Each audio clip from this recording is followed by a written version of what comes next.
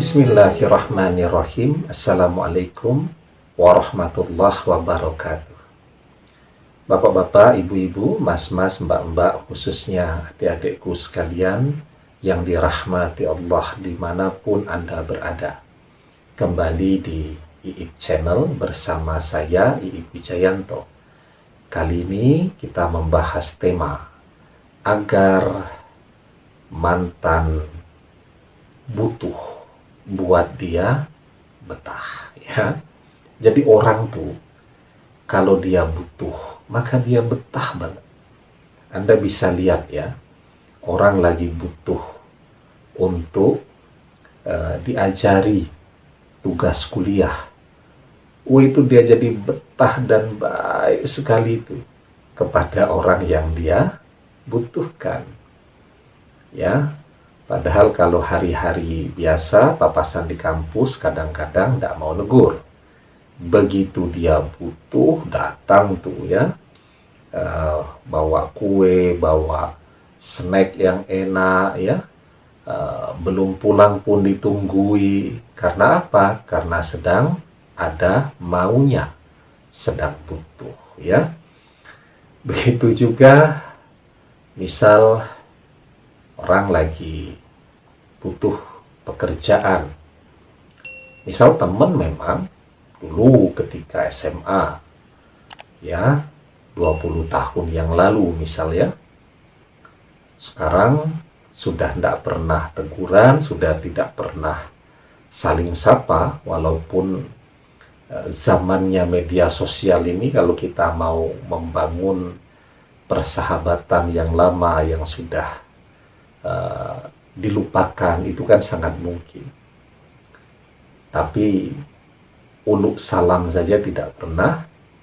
Tapi begitu dia butuh, wah itu setiap hari chatting ya, telepon dan seterusnya. Karena apa? Karena sedang ada maunya, sedang butuh. Apalagi kalau lagi butuh duit tuh, wah itu ya. Jadi datang itu dengan wajah yang manis ya, dengan santun, kemudian wajah yang dibuat atau di setel memelas begitu, agar yang punya duit tersentuh lah ya. Padahal ketika sedang jaya, ketika sedang uangnya banyak ya, mungkin sombongnya luar biasa. Jadi orang kalau sedang butuh itu biasanya jadi betah ya. Jadi biarpun dengan kita ini kemarin-kemarin kelihatannya tidak suka, kelihatannya tidak nganggep lah begitu ya. Tapi pada saat dia butuh sesuatu, butuh bantuan, maka semua orang akan menjadi betah. Karena itu orang sering bilang kalau butuh mesti betah ya. Nah, sekarang agar mantan kembali, bagaimana caranya? Ya tentu dia harus menjadi betah dengan kita. Nah, kadang ya saat perpisahan itu terjadi, orang terlalu terburu-buru, terlalu kemerungsung, pengen kontak terus, ya, pengen segera ketemu, pengen segera menjelaskan persoalannya. Itu justru akan membuat dia menjadi tidak betah, menjadi membuat yang bersangkutan merasa terganggu. Lah yang namanya orang sedang marah ya, atau orang sedang happy-happynya dengan orang ketiga dan kita mencoba masuk ke dalam kehidupan dia, itu seperti kita berjalan melangkah ya, melewati pintu kaca yang dikunci dari dalam. Ya, paham ya? Jadi pintu kaca itu kan kita bisa melihat tuh ke dalam. Kita tahu dia sedang marah kepada kita. Kita tahu kalau dia sedang benci kepada kita. Kita juga tahu kalau dia berkhianat dan seterusnya. Jadi seperti melihat ke sebuah ruangan yang ditutup dengan sekat kaca, ada pintunya, tapi pintunya dikunci. Nah, kita berusaha masuk, ya tidak bisa masuk, mental saja. Ya, malah kalau kita masuknya dengan berlari, malah benjol semua nanti. Ya, nah maka memang kalau yang bersangkutan sedang ingin menjauh, berikan dia privacy. Ya, kalau dia sedang mau memblokir, ya biarkan saja dulu sampai emosinya reda. Nanti begitu emosinya reda, insya Allah blokirnya dibuka sendiri. Ya, kapan? Ya tergantung. Ya seberapa besar kemarahannya, seberapa besar kebenciannya. Kalau tidak besar-besar banget, ya tentu tidak akan lama. Tapi kalau besar, ya mungkin butuh waktu. Disitulah Anda ya yang harus memperkuat doa Anda agar emosinya bisa segera reda. Ya. Bagaimana kalau kemudian yang bersangkutan memblokir karena sedang ada orang ketiga? Ya nanti kalau orang ketiganya sudah pergi kan, dia akan buka lagi tuh blokir. Berapa lama? Ya tergantung. Kalau duit dan aset mantan cukup lama untuk bertahan, ya mungkin lama.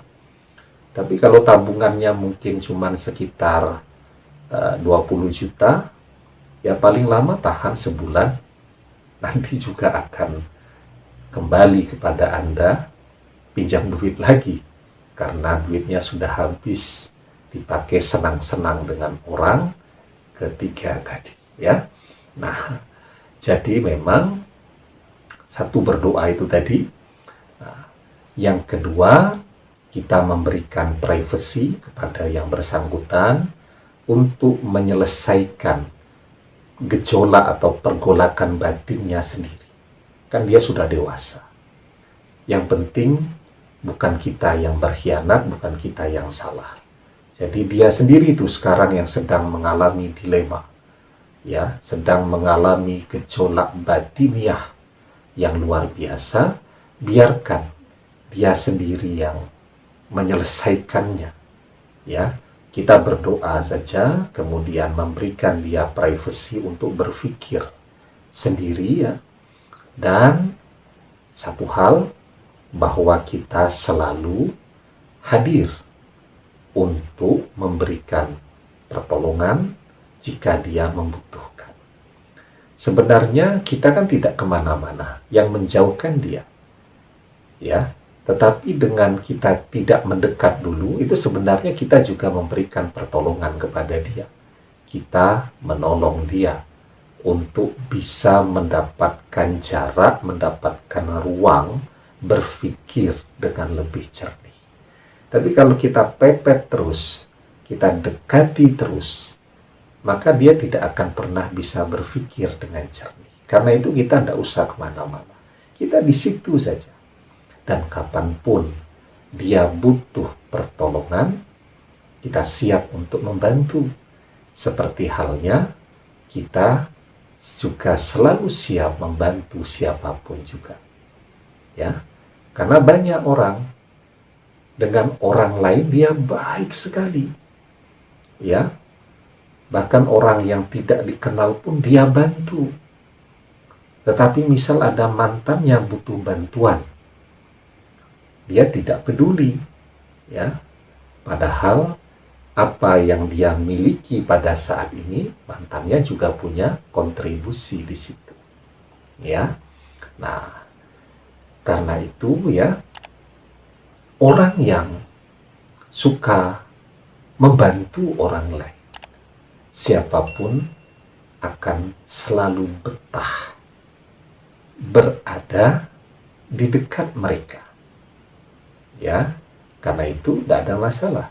Sejauh kita memang bisa membantu siapapun, ya kita bantu, tentu dengan kemampuan yang ada pada diri kita, ya. Nah, karena itu kita diajarkan wallahu fi aunil abdi makanal abdu fi auni akhihi. Allah selalu menolong hambanya selama hambanya mau menolong saudaranya.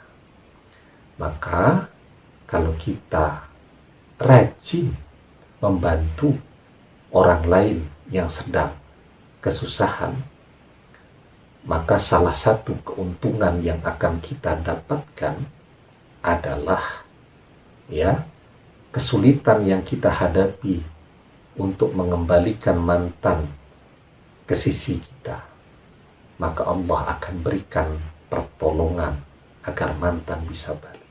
Kalau kita rajin membantu orang lain dengan ikhlas. Demikian, semoga bermanfaat. Wallahu a'lam bishawab. Billahi taufiq wal hidayah. Assalamualaikum warahmatullahi wabarakatuh.